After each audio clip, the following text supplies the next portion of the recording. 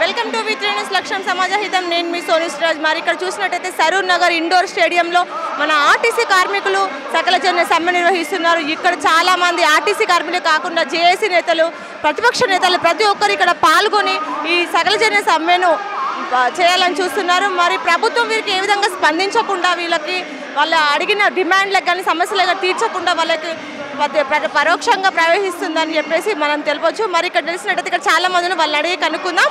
ముందుగా వీళ్ళకి మద్దతు ఇవ్వడానికి వచ్చారా సార్? ఆర్టీసీ కార్మికులు ఇన్ని రోజుల నుంచి సమ్మె చేస్తూ ఉన్నారు. ఆ సమ్మెకు సంపూర్ణంగా మద్దతు ఇవ్వడానికి మేము ఒక మీటింగ్కి హాజరైనాము. ఓకే, మీరు ఖమ్మం నుంచి ఇక్కడికి ఆర్టీసీ కార్మికులకు మద్దతు ఇవ్వడానికి వచ్చారంటున్నారు. అవునమ్మా.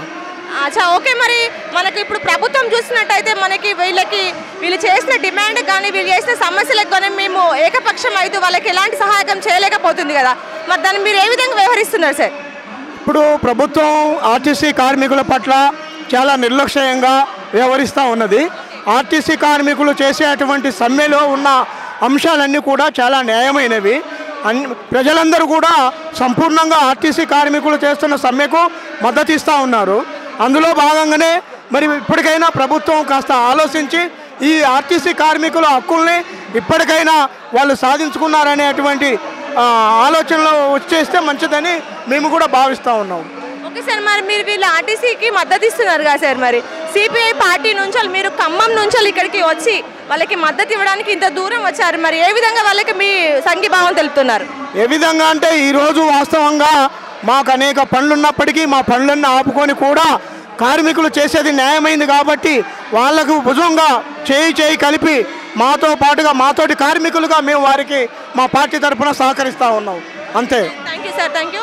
మరి చూస్తున్నారు ఖమ్మం నుంచి వచ్చి సార్ సిపిఐ పార్టీ తరఫు నుంచి ఖమ్మం నుంచి వచ్చి మరి ఆర్టీసీ కార్మికులకు సంఘీభావం తెలుపుతున్నారు. మరి చూద్దాం. మరి ఇక్కడ ఆర్టీసీ కార్మికులకు మద్దతుగా ఆడవాళ్ళు, మహిళలు, వాళ్ళు కండక్టర్లు, ఇతరు ఎవరైనా కానీ వచ్చారు. మరి వాళ్ళని అడిగి కనుక్కుందాం. నమస్తే అమ్మా. నమస్తే మేడం. ఎక్కడి నుంచి వస్తున్నారు? మీ పేరేంటి? Bhupalpally depot Umadevi conductor. నేను 18 సంవత్సరాల నుంచి డ్యూటీ చేస్తున్నా. మాకు సీఎం గారు 50,000 జీతం ఉన్నాడు కదా, నా పే స్కేల్ 16,500. మొత్తం అబద్ధాలు ఆడుకుంటూ అబద్ధాల ముఖ్యమంత్రి అయ్యి మమ్మల్ని ఆగమాగం చేస్తామని చూస్తాడు. మాకు కోర్టు ఉన్నది, మా కోర్టు చెప్తుంది. వాని సిగ్గు చెర ఉన్నోడైతే కోర్టు వాక్యాలను మెదట్లో పెట్టుకొని ఇప్పటికైనా మమ్మల్ని చర్చలో పిలిచి మా సమస్యలను సానుకూలంగా స్పందించి అన్ని సమస్యలను ఓకే చేసి ఉంటేనే వాడు గద్దె మీద ఉంటాడు, లేకుంటే తప్పకుండా దిగిపోతాడు. వాని బుద్ధి జ్ఞానం లేకుండా అవన్నీ గంతగానం కోర్టు చెప్పినా కూడా బుద్ధి జ్ఞానం లేకుండా మెదులుతాడు. మా సభ సక్సెస్ కావద్దని ఎంతో ప్రయత్నం చేశాడు. ఆయన మా వాళ్ళు కోర్టుకు పోయి ఆర్డర్ తెచ్చుకున్నారు. మా సభ బయట పెడితే ఇంకా బాగా వస్తారు, నా తలవంపు అవుతుందని లోపల పెట్టించి అయినా సరిపోదు, మొత్తం రోజులంబడి ఈ సభ సరిపోదు, రోజులంబడి ఉంటారు. మా 50,000 మంది కార్మికులు కాదు, ఇంకా ఎక్కువ వస్తారు. అన్ని అబద్ధాలు ఆడుకుంటా మాకు పే స్కేల్ పెంచింది అన్నాడు. పే స్కేల్ లేదు, ఏం లేదు. మా బకాయిలు ఇవ్వలేదు, మాకు జీతాలు ఇవ్వలేదు. ఓకే అమ్మా, మరి 20 సంవత్సరాలుగా డ్యూటీ చేస్తా అన్నారు కదా, మరి 20 సంవత్సరాల నుంచి అంతే ఉందా మీ జీతం? అంతే ఉన్నది. ఆయన 44 పెంచాక ముందు 9,000 ఉండే, 44 పెంచినాక 15,000 అయింది. ఆయన ఎంతో బాగా పెంచింది అంటాడు, 50,000 అంటాడు. కానీ ఇప్పటి వరకు ఇక మళ్ళీ 30 నెలలు దాటింది మా పే స్కేల్ పెంచేది. ఇప్పుడు 25 రోజుల నుంచి ఈ సమ్మె నడుస్తుంది కదా, ఈ సమ్మె చేస్తున్నారు కదా, మరి 25 రోజుల నుంచి మీరు డ్యూటీ చేయడం లేదా? డ్యూటీ చేయడం లేదు. ఎవ్వరం ఏ ఒక్క కార్మికుడు కూడా డ్యూటీలో జాయిన్ కాలేదు. ఆయన ఎంత ఒత్తిడి తెచ్చినా, డిస్మిస్ అన్నా కానీ, మళ్ళీ ఉద్యోగం తీసుకో అన్నా, జీతాలు ఇవ్వకుండా మమ్మల్ని ఇబ్బంది పెట్టినా కూడా ఆత్మహత్యలు చేసుకొని చనిపోతాను తప్ప ఒక్క కార్మికుడు కూడా ఇప్పుడు 50,000 మంది కార్మికుల ఒక్క కార్మికుడు కూడా జాయిన్ కాలేదు. అది మా పట్టుదల, మా ఆర్టీసీ కార్మికుల పట్టుదల అంటే అది. మేము ఐక్యమత్యంగానే ఉంటాము. మేము ఏదో ఆయన చెప్పిన మాటలకు మేము లొంగిపడి మేము డ్యూటీలో జాయిన్ కాము. మా సమ్మె కాలాపోయేదాకా మేము ఇదే పట్టుదలతోని సమ్మె చేస్తాము. మాకు ఆయన న్యాయం చేయకుండా కోర్టు న్యాయం చేస్తుంది, మాకు అన్ని విధాల సాయం చేస్తుంది. ఆయన ఇప్పటికైనా తలొగ్గి వచ్చి కార్మికులను పిలిచి చర్చలు జరిపి మా న్యాయమైన డిమాండ్లను అన్నింటినీ నెరవేర్చాలని ఈ సభాముఖంగా తెలియజేస్తున్నాను. ఇంకా బాగా ఉధృతం చేస్తాము. ఆయన అట్లనే పక్కకుంటే ఇంకా ఎంత తిందామని చూస్తాడు. ఇంకా బస్సులలో టికెట్లు ఇస్తలేరు, ఏమి ఇస్తలేరు. పైసలు వసూలు చేస్తాను. టిమ్ములున్న టిమ్ములు పక్క పెట్టిళ్ళు, పైసలు వసూలు చేసి దోచుకుంటారు. అవి దోచుకునే డబ్బులు సీఎం దగ్గర నుంచి వాటా పోతుంది. ఈ ఆత్మహత్యలకు కారణం సీఎంఏ, గవర్నమెంటే బాధ్యత వహించాలి. ఇట్లా మా ఉసురు ఎంతగానం పోసుకుంటాడు. మా ఉసురు ఎంతగానం తీసి మా తక్కువ జీతాలను మా డబ్బులు తీసుకొని మా పండుగలు లేకుండా మేము ఇబ్బందులు పడకుండా మా పిల్లల్ని రోడ్డు మీద పడేసి మేము ఇబ్బందుల పాలవుతాను. మా డబ్బులు హుజూర్నగర్ ఎన్నికలలో పెట్టుకున్నాడు, మాకు జీతాలు లేవంటాడు. ఆడికి కోర్టు 2 సార్లు అడిగింది, హుజూర్నగర్లో 100 కోట్లు ఎందుకు ఇస్తావు, వాళ్ళ జీతాలు ఎందుకు ఇవ్వని అడిగింది. సీఎం మానవత్వం ఉన్నోడైతే ఇప్పటికైనా మా సమస్యలు మొత్తం సాల్వ్ చేసి మా 26 డిమాండ్లను సాల్వ్ చేసి మాకు న్యాయం చేయాలని ఈ సభాముఖంగా తెలియజేయకుంటున్నాం. చూసినట్లయితే ఆ లేడీ కండక్టర్ భూపాలపల్లి నుంచి ఇంత దూరం వచ్చి సకల జనుల సమ్మె అనే ఈ కార్యక్రమంలో పాల్గొని తన వంతు యొక్క కార్యక్రమాన్ని నిర్వహించడానికి ఇక్కడ సిద్ధంగా ఉంది. మరి ఆర్టీసీ కార్మికులకు మద్దతుగా తాను కూడా ఇక్కడ వ్యవహరించడానికి వచ్చిందని తెలుపుతుంది. మరి చూద్దాం నెక్స్ట్. మరి 25 రోజులుగా నడుస్తున్న ఆర్టీసీ సమ్మెకు మద్దతుగా ఇక్కడికి విచ్చేసిన సకల జనుల సమ్మెకు విచ్చేసిన వారిని అనుకుందాం. నమస్తే సార్. నమస్తే సార్, మీ పేరు ఎక్కడి నుంచి వస్తున్నారు? నా పేరు ఎం నరసింహులు అండి. నేను మియాపూర్ వండిపో నుండి వచ్చాను మేడం. మీ డ్యూటీ ఏంటి సార్? అంటే కానిస్టేబుల్, సారీ మీరు కండక్టరా, డ్రైవరా, లేకుంటే ఏఎస్ఎఫ్ఐ తరఫు నుంచి అలా? నేను సూపర్వైజర్ మేడం. అయితే మేము గత 26 రోజుల నుండి మరి ప్రజా రవాణాను రక్షించుటకై ఆర్టీసీని రక్షించుటకై పేద బడుగు బలహీన వర్గాలకు మరి ఆర్టీసీ చాలా ఉపయోగపడుతుంది. దీన్ని రక్షించుకోవటకై మేము గత 26 రోజుల నుండి నిర్విరామంగా మరి మన హిందువుల పండుగలైనటువంటి దసరా, దీపావళిని కూడా వదిలిపెట్టి ఆర్టీసీని రక్షించాలనేటువంటి సదుద్దేశం కొద్దీ మరి ప్రాణాలకు సైతం తెగించి మరి మా మిత్రులు 16 మంది ఆర్టీసీని రక్షించుకోవటకై, ప్రజా రవాణాను రక్షించుకోవటకై అసూలు బాసినారు. వారికి కూడా ఈ సందర్భంగా హర్ష నివాళులు అర్పిస్తున్నాము. మరి సీఎం గారు మేము టీఆర్ఎస్లోనే పనిచేసినాము, మరి మీ అడుగుజాడల్లోనే నడిచినాము. తెలంగాణ సాధించేటప్పుడు కూడా మీరు ఇచ్చినటువంటి పిలుపు కొరకు మా ఉద్యోగాలను సైతం వదిలిపెట్టి మరి మీ వద్దకే చేరి తెలంగాణ సాధన కోసం సకల జనుల సమ్మెలో చేరి మరి మీ ఉద్యోగానికి ఊపిరి పోసి మరి తెలంగాణను సాధించుకున్నాం. తెలంగాణ సాధించుకోవడం వల్ల ఆర్టీసీ మరి రక్షింపబడుతుందని ఆశించినాం. కానీ మరి తెలంగాణ వచ్చిన తర్వాత మరి మీ ఒక్క కుటుంబానికే ఇది రక్షించినట్టు కనిపిస్తుంది. మరి మమ్మల్ని మాత్రము రోడ్డు పాలు చేసినారు. ఇది మీకు న్యాయం కాదండి. ఎంతరో మంది మహిళలు పస్తులుండి పిల్లలను సాదుకోలేక, రెంట్లు కట్టలేక మరి చాలా ఇబ్బందులు పడుతున్నాం సార్.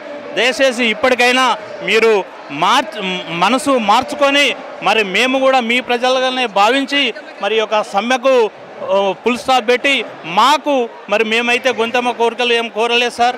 ఈ యొక్క కోరికలను మరి మీరు మనస్ఫూర్తిగా అంగీకరించి ఈ సమ్మెను మరి విరమించే దిశగా ప్రయత్నించి మమ్మలను కూడా మరి ఆర్టీసీని ప్రభుత్వంలో విలీనం చేసుకుంటే మీరు చాలా ఇబ్బంది అని భావిస్తున్నారు కదా సార్.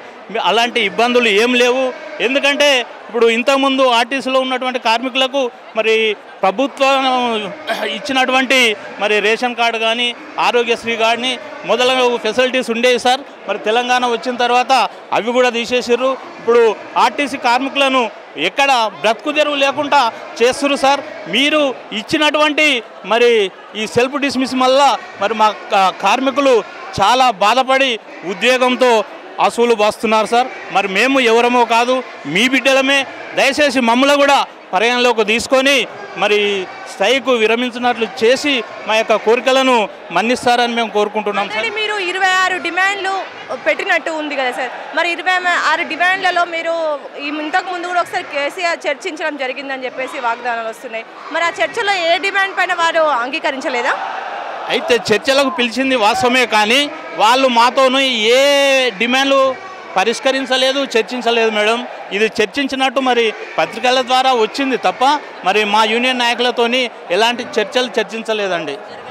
అంటే ఎలాంటి చర్చలు జరగకుండా కాకుండా చర్చలు జరిగినాయి అనే వాగ్దానం ఎలా బయటకు వస్తుందండి? చర్చలు జరుగుతూనే కదా ఏదైనా వచ్చేది.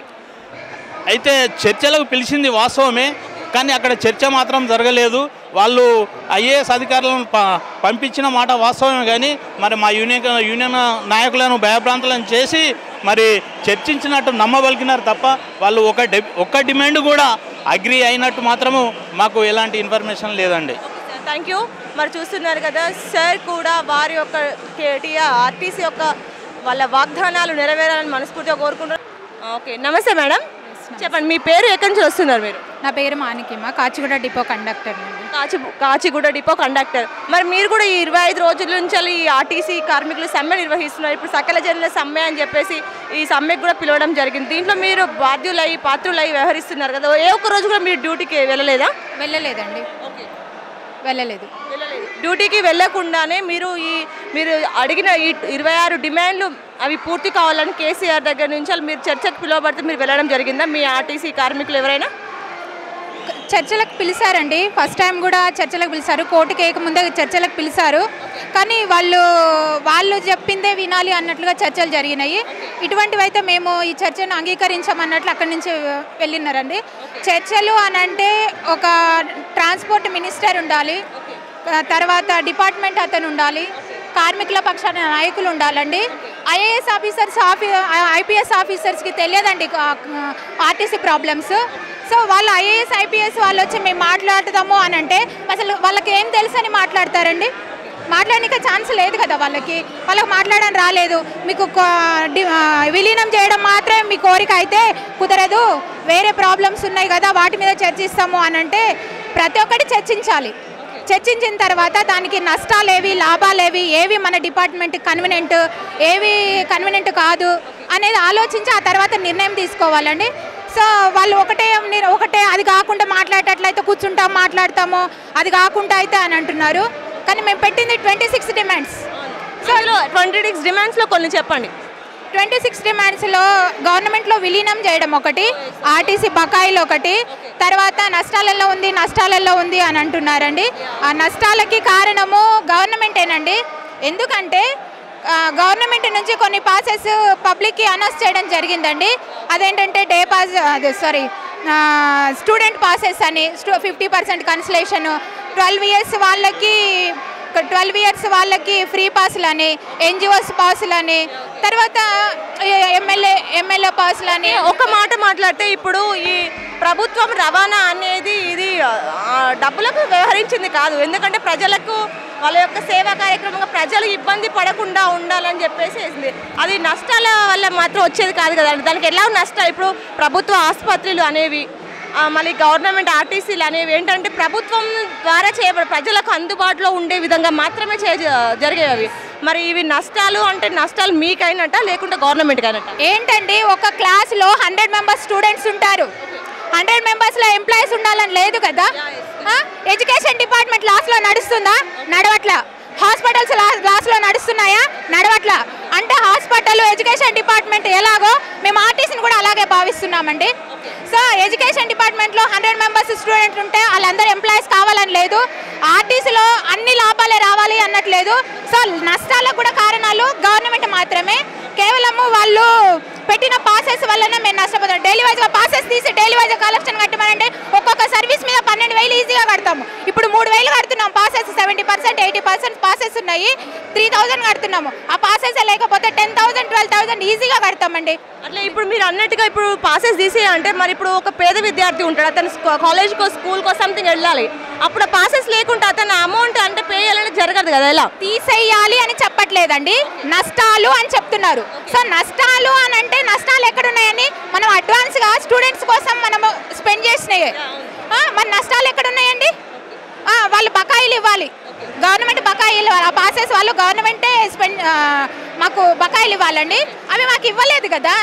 అవి ఇస్తే ఎక్కడ ఉంటాయి? 3,000 కోట్లు వాళ్ళే ఇవ్వాలి. అవి ఇస్తే నష్టాలు ఎక్కడ ఉంటుంది? ఇప్పుడు మొన్న బడ్జెట్లో మాట్లాడినప్పుడు కూడా బడ్జెట్ కూడా ఆర్టీసీ కింద బడ్జెట్, కేంద్ర ప్రాంతానికి ఇంత, హాస్పిటల్ కింద బడ్జెట్ దేనికి సపరేట్ చేశారు కదండి. అందులో ఇప్పుడు మీకు చెందాల్సిన బడ్జెట్ అంటే చెప్పింది ఒకటి చేసింది ఒకటండి.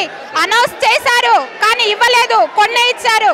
పబ్లిక్కి న్యూస్కి చెప్పుకోవడానికి మాత్రమే మేము ఇంత స్పెండ్ చేశాము, ఇంత ఇచ్చామని అంటున్నారు కానీ ఇవ్వలేదు.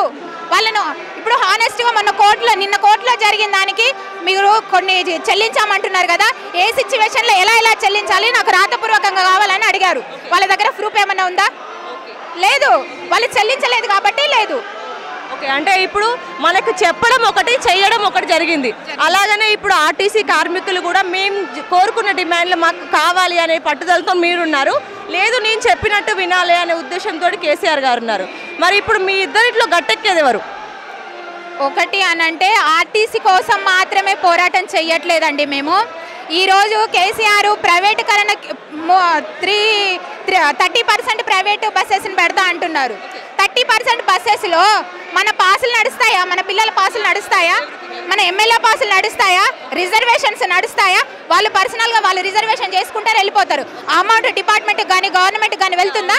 వెళ్ళదు. సో అలాంటి సిచ్యువేషన్ ఆర్టీసీకి రావద్దని కోరుకుంటున్నామండి. ప్రైవేటు అనేదే వద్దు. ప్రైవేటు బస్సులతో అవసరం లేదు, కొత్త బస్సులు మాకు ఇవ్వాలి. ప్రజల కోసం మేము ఇంత కష్టపడుతున్నాము, ప్రజల కోసం మాత్రమే మేము డిపార్ట్మెంట్ని కాపాడుకోవాలన్నట్టు. మా కోసం అని అంటే ఇప్పుడు 50,000 జీతం అని ఆయన అనౌన్స్ చేసిండు. 30-35 కంటే ఎవరికి ఎక్కువ లేదు. ఓకే, ఇప్పుడు మీ శాలరీ ఎంత వస్తుందండి? నాది 25 అండి. మీరు ఎన్ని ఇయర్స్ ఎక్స్పీరియన్స్? 12 ఇయర్స్ చేస్తున్నారు. 25 అంటే 19,000 ఉన్నదండి. అంటే నాది అంటే డిపార్ట్మెంట్ నుంచి కొన్ని లోన్లు తీసుకుంటారండి, అటువంటి లోన్ కట్టింగ్ లేదు కాబట్టి నాది 25,000. ఓకే, మేబీ ఎట్లయినా కానీ మీ శాలరీ వచ్చేసి 25. అంటే మన కేసీఆర్కి వచ్చిన ఈ 6 సంవత్సరాలలో మీకు 19,000 నుంచి 25,000 వరకు మీకు శాలరీ పొడిగించబడింది. మరి దేనికి మీరు ఏ విధంగా స్పందిస్తున్నారండి? మాకు 2 ఇయర్స్కి ఒకసారి ఇంక్రిమెంట్ చెయ్యాలి. అవి ఏవి చేయలేదు. ఇప్పటికీ 3 times రావాలి. 1 time ఇంక్రిమెంట్ చేసిండ్రు, అది రాలేదు. అది ఎక్కువ అనిపిస్తుంది అంతే. అంటే మీ డిమాండ్స్ కూడా మీకు తగ్గట్టుగా, అంటే మాకి మాత్రమే కాకుండా ప్రజలందరికీ కూడా ఉపయోగపడే విధాలని మీరు పోరాడుతున్నారు. ఓకే అండి, థ్యాంక్ యూ సో మచ్. మరి చూస్తున్నారు కదా మేడం కండక్టర్ ఎంత బాగా వాదిస్తుందో. మరి వాళ్ళ యొక్క డిమాండ్లు పూర్తి చేయాలి, వాళ్ళ కోరికలు నెరవేరాలని చెప్పేసి వాళ్ళు డిమాండ్ చేస్తున్నారు. మరి మళ్ళీ చూద్దాం. ఓకే, మరి ఇక్కడ చూసినట్టయితే మన రాష్ట్ర చైర్మన్ గారు ఇక్కడ ఉన్నారు, వారితో మాట్లాడదాం. మరి ఇక్కడ సకల జనుల సమ్మెకు తను కూడా విచ్చేసింది. మేడం నమస్తే. మేడం నమస్కారం అండి. మేడం మీరు రాష్ట్ర చైర్మన్ కదా, మరి కండక్టర్లకి రాష్ట్ర చైర్మన్ మీరు. ఓకే మేడం, మరి మీరు కూడా ఈ యొక్క సమ్మెలో భాగస్వాములు అయినందుకు మీరు ఏ విధంగా స్పందిస్తున్నారు మేడం? మేడం ఒక విధంగా చెప్పాలంటే మాకు సంతోషంగా ఉన్నప్పటికీ ఈ యొక్క కార్యక్రమం, ఈ యొక్క జయబేరి అనే సకల జనుల జయబేరి అనేది మేము జరుపుకుంటున్నందుకు సంతోషంగా ఉన్నప్పటికీ ఈ యొక్క సమ్మె అనేది న్యాయబద్ధమైనా కూడా ఒక కేసీఆర్ గారు మమ్మల్ని కాదు అని చెప్పేసి మమ్మల్ని ఇంత వేదనకు గురి చేస్తున్నారంటే, ఒక్కొక్కరు రోజులకు ఒక్కొక్క కార్మికుడు చనిపోవడము ఎంత చాలా బాధాకరమైన విషయం. ఈవెన్ ఇంటర్ విద్యార్థులు చనిపోయేటప్పుడు కూడా స్పందించలేదు. మా కార్మికులు కూడా చనిపోతున్నారు రోజుకొకరు, కానీ స్పందించట్లేదు. మరి తన ఇంట్లో వాళ్ళు కూడా చనిపోతే కూడా ఇట్లాగే ఉంటారా మరి కేసీఆర్? తన రాష్ట్రానికి మొత్తానికి ఒక అధికారి అయి ఉండి తన బిడ్డల అనే టైప్లో ఉన్న మేము ప్రజలము మమ్మల్ని ఇలాగ చూస్తే అతనికి ఎంతవరకు న్యాయం అని మేము అడుగుతున్నాము. మాకు భద్రత లేదు.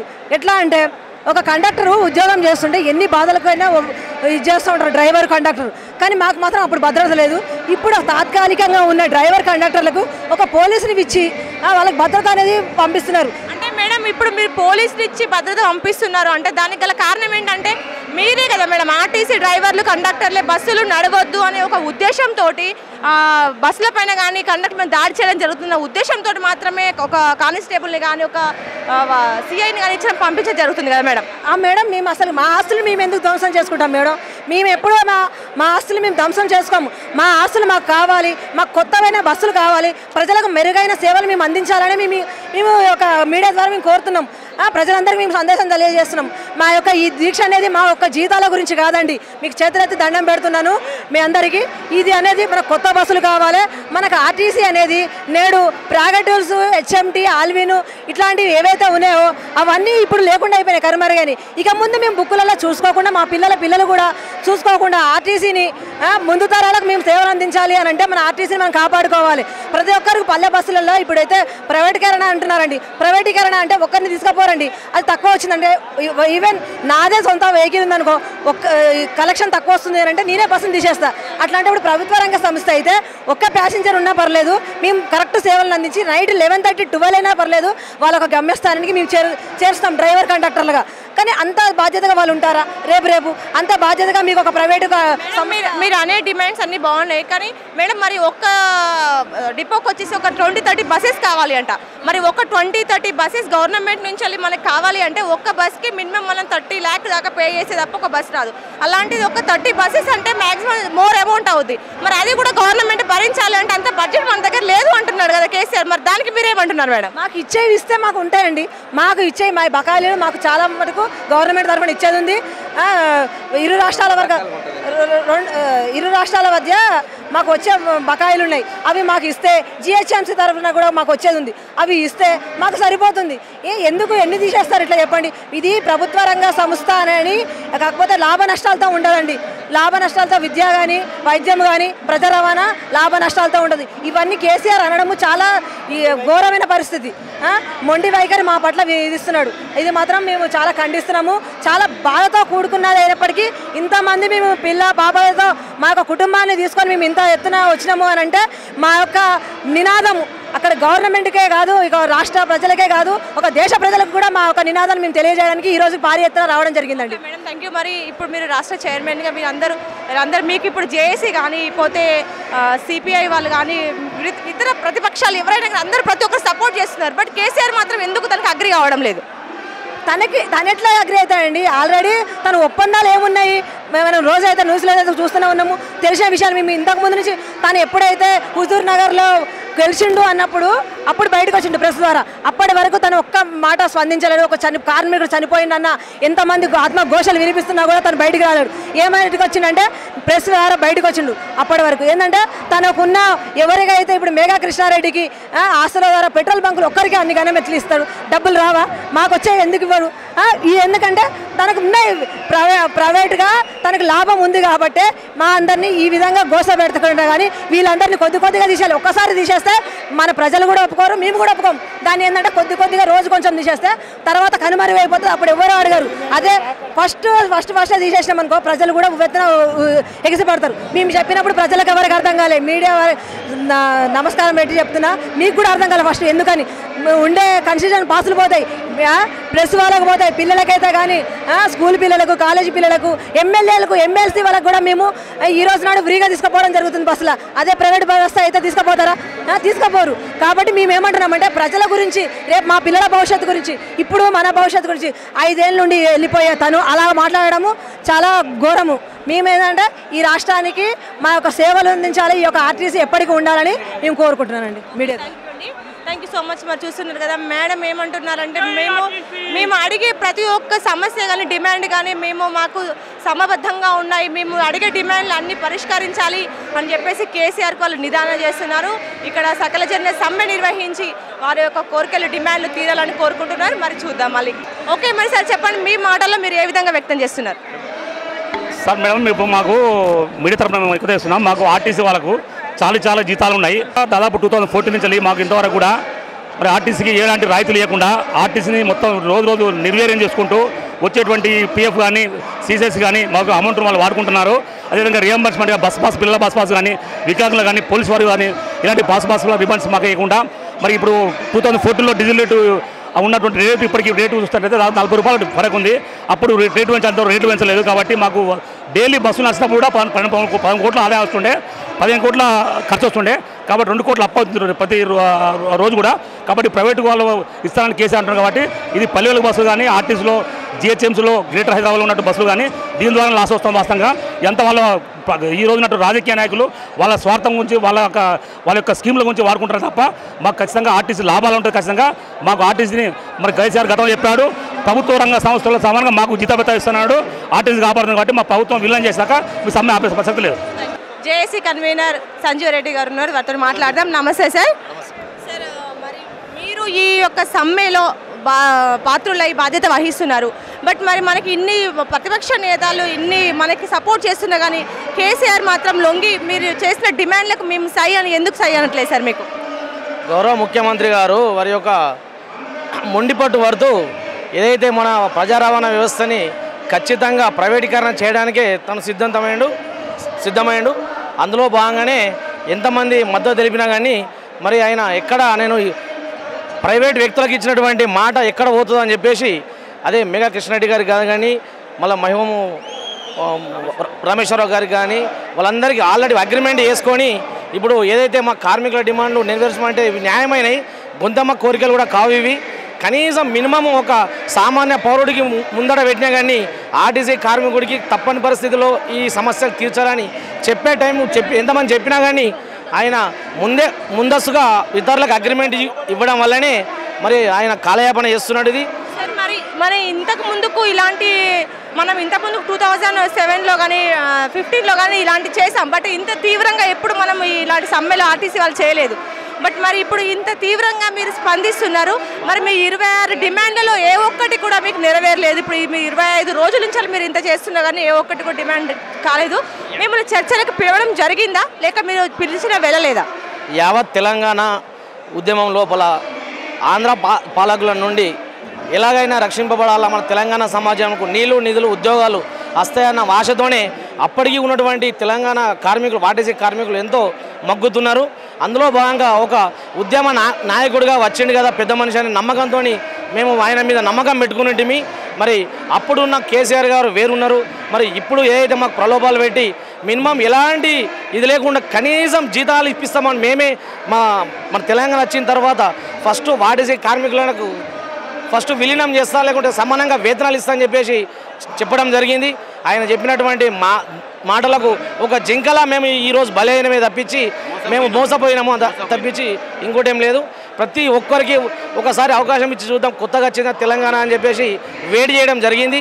అయినా కానీ మళ్ళీ ఇప్పుడు రెండో టైం కూడా తనకు ఒక కార్యకర్తలా టీఆర్ఎస్ కార్యకర్తలా మేము పనిచేసినాం. ఆర్టీసీ కార్మికులకు నమ్మకం పెట్టుకుని రెండోసారైనా తప్పనిసరిగా మాకు న్యాయం చేస్తాడని చెప్పేసి. కానీ అతను ఏదైతే ఇతరులకు ఇచ్చిన అగ్రిమెంట్ ప్రకారమే ఆయన పంతం నెగ్గించుకుంటూ తప్పించి కనీసం 12-14 మంది మా కార్మికులు ఇవాళ పొట్టన పెట్టుకున్నారు. దానికి పూర్తి బాధ్యత ప్రభుత్వమే వహించాలా. మరి చూసి ప్రతి ఒక్కరికి నీరసమైపోయింది.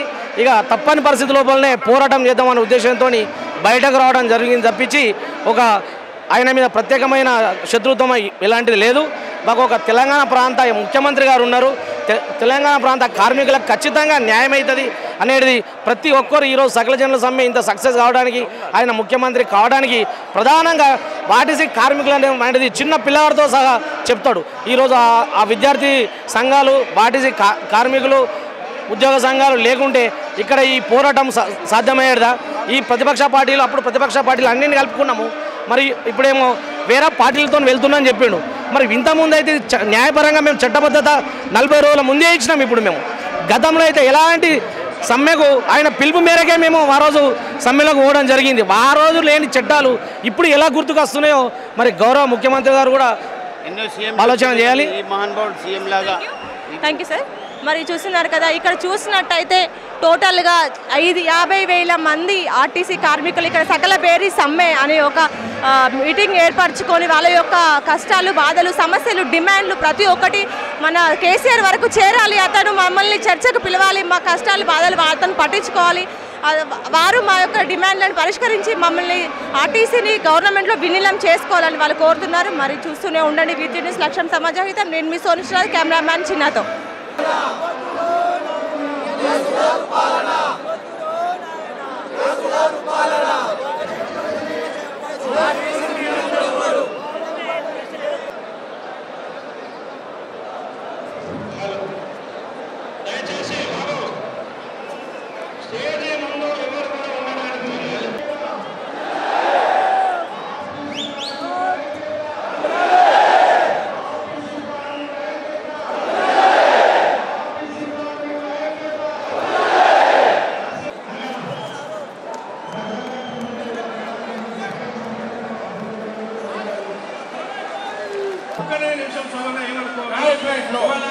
మీడియా వాళ్ళ దగ్గర మీడియాకి అక్కడికి ఎక్కడ కూడా పోవట్లేదు. దయచేసి నేను ఎలక్ట్రీషియన్ ఇక్కడ బాబు ఇక్కడ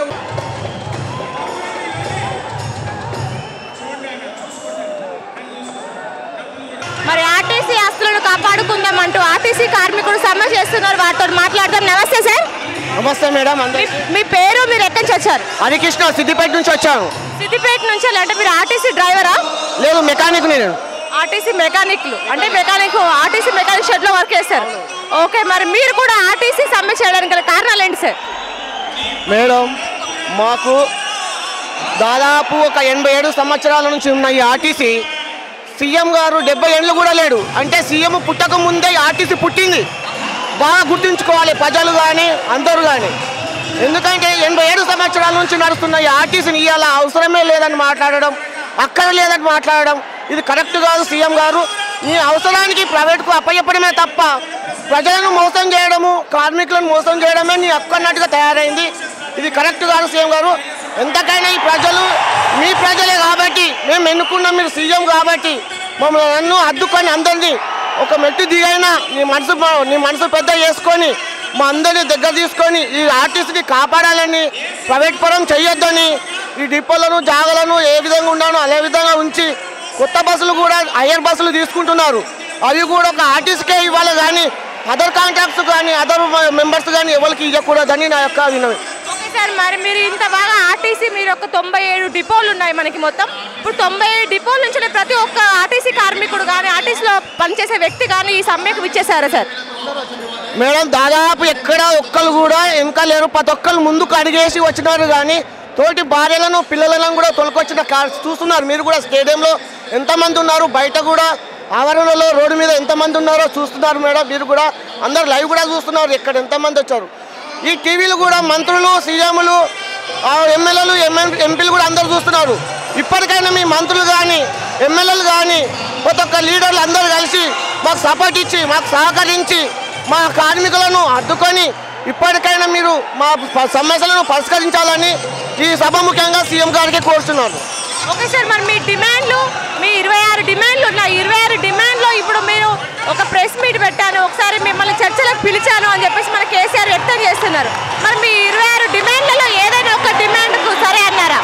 మేడం 26 డిమాండ్లలో కూడా మొట్టమొదటి 26 డిమాండ్లలో మొట్టమొదటిది విలీనం మేడం. విలీనం పదం కూడా ఒకసారి ఆలోచించండి. విలీనం ఎందుకు అడుగుతున్నామంటే పక్క రాష్ట్రాలలో కూడా విలీనమైంది, అదర్ రాష్ట్రాలలో కూడా ఉన్నాయి, జరుగుతున్నాయి. కానీ మీరేమో సాగదు ఆగదు 100 ఏళ్ళైనా 1000 ఏళ్ళు కాకపోతే ఇంకా ఎన్నేళ్ళు వచ్చినా కూడా అది కాపాడలేరన్న మాట మీరు మాట్లాడుతున్నారు.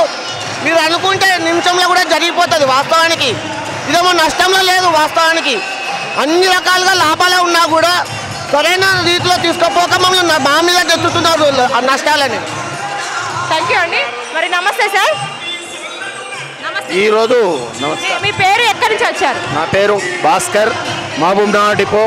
మాట్లాడుతున్నది ఒక కార్మిక విజయమని ఈరోజు సీఎం గారు ప్రత్యేకంగా గుర్తుపట్టాల. ఎందుకంటే తను వర్కర్లని మొత్తము వేధించడమే తప్ప వేరే లేదు.